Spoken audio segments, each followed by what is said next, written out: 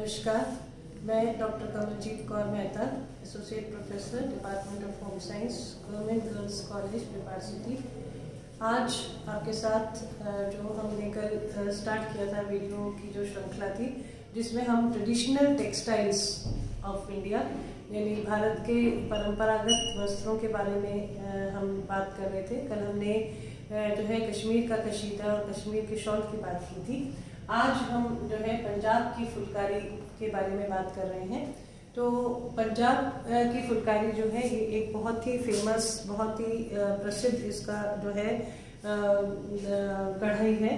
और ये कढ़ाई जो है ये इसको फुलकारी कहा जाता है। फुलकारी का मतलब है फूल में कारी, यानी फूलों का काम। और ये जो है ये पंजाब की बहुत ही परंपरागत कढ़ाई है। और ये जो है ये जो है सुख, समृद्धि, ऐश्वर्य और सुहाग का प्रतीक माना जाता है।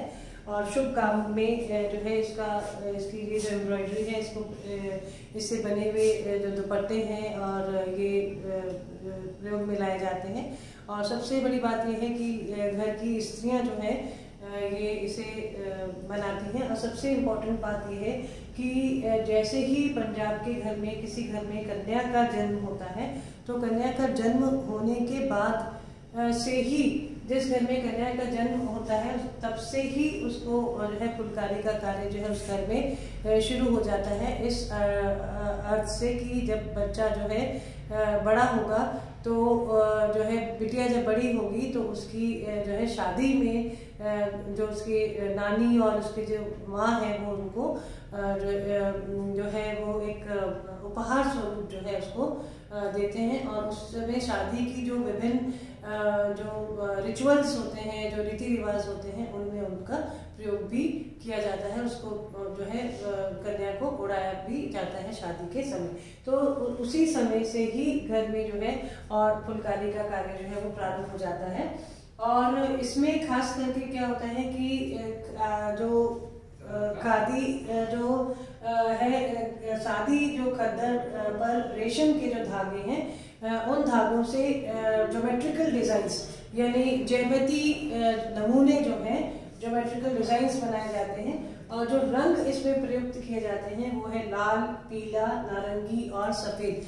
और इस तरह के कुछ जो है उसमें कुछ में कॉम्बिनेशंस होते हैं। और मेन कलर जो होते हैं वो ये होते हैं।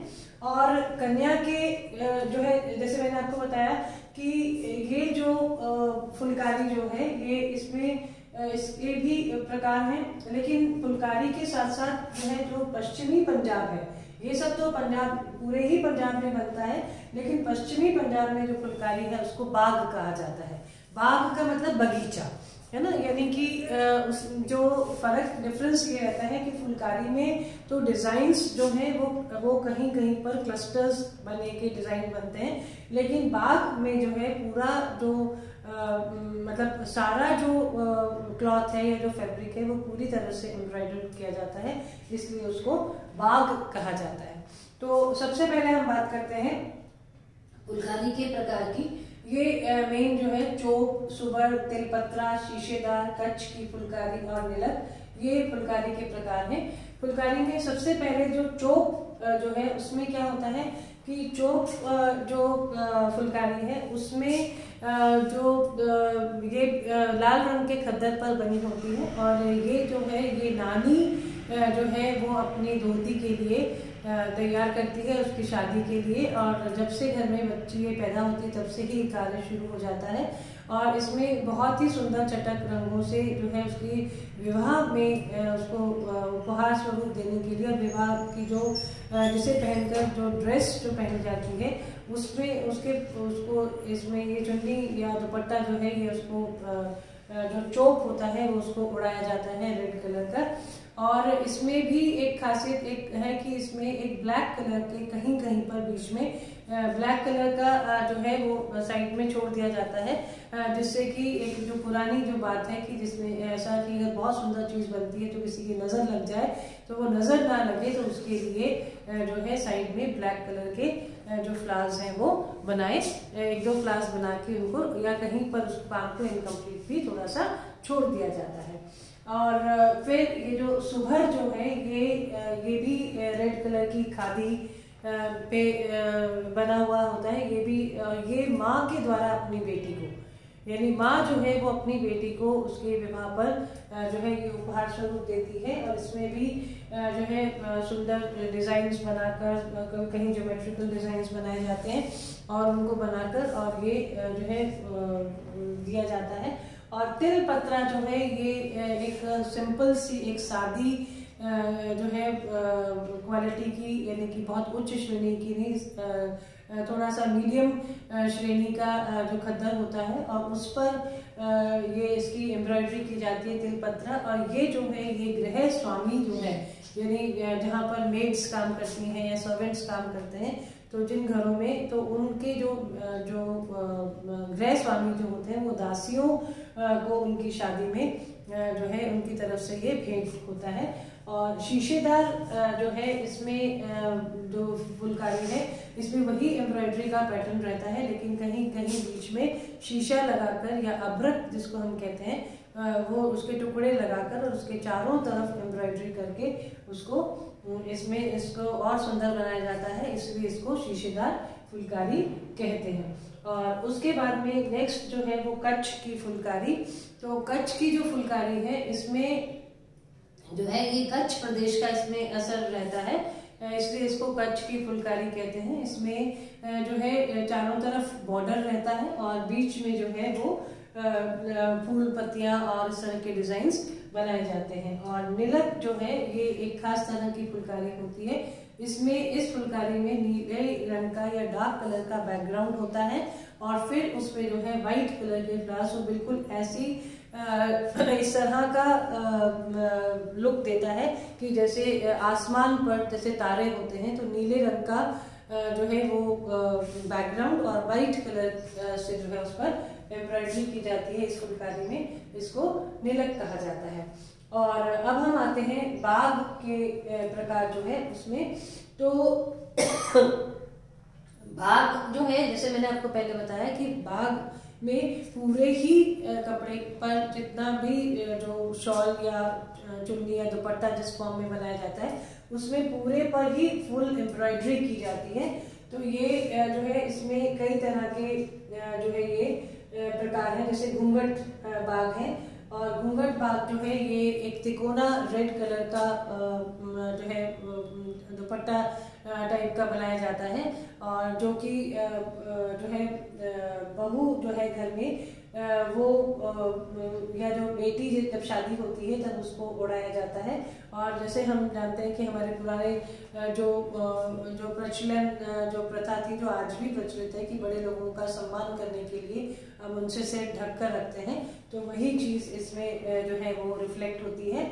और वरी का बाग जो है ये वरी का बाग जो है ये लड़के की यानी दूल्हे की दादी जो है वो अपने आने वाली यानी पोते की बहू के लिए बनाती है। और क्योंकि वो वहाँ से आता है, ससुराल से जो है भेंट किया जाता है, इसलिए इसको वरी का बाग कहते हैं। और फिर एक होता है भवन बाग। भवन बाग में 52 ज्योमेट्रिकल डिजाइन्स जो हैं वो एक साथ बनाए जाते हैं। और रेशमी शीशा बाग जो है उसमें रेशमी धातु से शीशे का प्रयोग करते हुए पूरी ऑल ओवर एम्ब्रॉयडरी की जाती है, तो वो शीशा बाग कहलाता है। 7 रंग जहाँ इस्तेमाल किए जाते हैं वो सतरंगा होता है, सतरंगा कहा जाता है। ऐसे ही धूप छांव जो है, जैसे कि इस तरह का शेड और लाइट का इफेक्ट देते हुए एम्ब्रॉयडरी जो की जाती है उसको धूप छांव कहते हैं। और चांद रानी जो है वो भी कुछ इस तरह का, जैसा मैंने आपको इसमें बताया था, निलक जो फुलकारी थी उसी टाइप का है कि कुछ ऐसा इफेक्ट कि जो आपको ऐसा लगे जैसे कोई आसमान पर जो है एम्ब्रॉयडरी की हुई हो, उस तरह का इफेक्ट चांद रानी पर आता है। और सूरजमुखी जो है उसमें फूलों को जो है मतलब सूरजमुखी के फूल जो है वो एम्ब्रॉयडरी के रूप में उभारे जाते हैं। और इसके अलावा जो है और भी बहुत तरह के बाग जो है, जैसे धनिया बाग, मिर्ची बाग, ककड़ी बाग, खीरा बाग, यानी ये इस तरह की जो डिफरेंट वेजिटेबल्स हैं उनकी भी जो आकृतियां जो हैं जब वो उकेरी जाती हैं एम्ब्रॉयडरी से, तो उन्हीं के नाम से ही उनके नाम पड़ जाते हैं। जैसे मैंने आपको बताया मिर्ची बाग, धनिया बाग, खीरा बाग इत्यादि। और एक खास बात जिसमें और जो मैं बताना चाह रही हूँ वो ये है कि ये जो बाग पर जो एम्ब्रॉयडरीज थी ये कहीं किसी हद तक ये मुगलों की शैली से भी प्रभावित हुई। यानी इसमें जो है जैसे चार बाग, शालीमार बाग, धूप छाव, चौरसिया बाग, यानी जो मुस्लिम कल्चर का इफेक्ट जो है वो भी इन बागों में कई बार दिखाई देता है। तो जो है ये आज हमने फुलकारी के बारे में आपको बताया। और ये जो फुलकारी जो है ये पंजाब की फुलकारी ये आज भी प्रचलित है, लेकिन अभी भी इसे कमर्शियल लेवल पर भी घर पे भी जो है स्त्रियां पंजाब में बनाती हैं, लेकिन इसको अब कमर्शियल लेवल पर भी बनाया जाता है। लेकिन कमर्शियल लेवल पर जब चीज़ बनती है तो उसमें उन एम्ब्रॉयडरीज में उतनी नीटनेस और उतनी बारीकी और उतनी सूक्ष्मता नहीं आ पाती है, जो कि एक इंडिविजुअल टच लेते हुए एक जो है अलग एक पर्सनल यूज़ के लिए, एक व्यक्तिगत यूज़ के लिए परिवार के सदस्य के द्वारा जो बनाई जाती है उस एम्ब्रॉयडरी की सानी नहीं। धन्यवाद।